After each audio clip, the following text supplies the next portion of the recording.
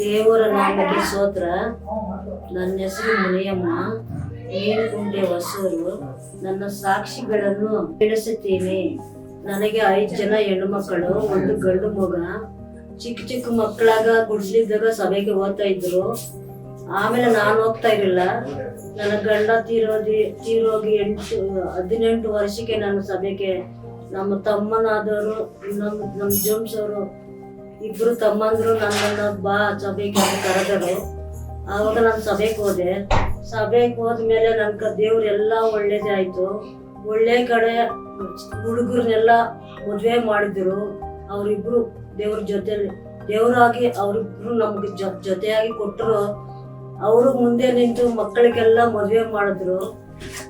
ದೇವ್ರು ನಂಬದ ಮೇಲೆ ನಮ್ಗೆಲ್ಲ ಒಳ್ಳೇದಾಗ ಚಿಕ್ಕ ಮನೆ ಒಂದು ಕಟ್ಟಿದ್ರಿ, ಅದರಲ್ಲಿ ವಾಸ ಮಾಡ್ತಾ ಇದ್ರಿ.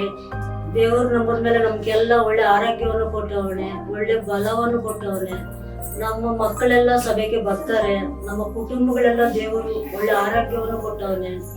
ನನ್ನ ಮಗನಿಗೂ ಒಳ್ಳೆ ಮಗುವನ್ನು ಕೊಟ್ಟವನೆ ದೇವರು. ಅವನು ಕೂಡ ಒಳ್ಳೆ ಆರೋಗ್ಯವಾಗಿ ದೇವರು ಕಾಪಾಡಿದ್ದಾನೆ. ದೇವರಿಗೆ ಸ್ತೋತ್ರ. ಈ ಸಣ್ಣ ಸಾಕ್ಷಿಯನ್ನು ನಾನು ದೇವರ ಮುಂದೆ ಇಟ್ಟು ನಾನು ಇವಾಗ ಮುಗಿಸ್ತೀನಿ. ದೇವರಿಗೆ ಸ್ತೋತ್ರ.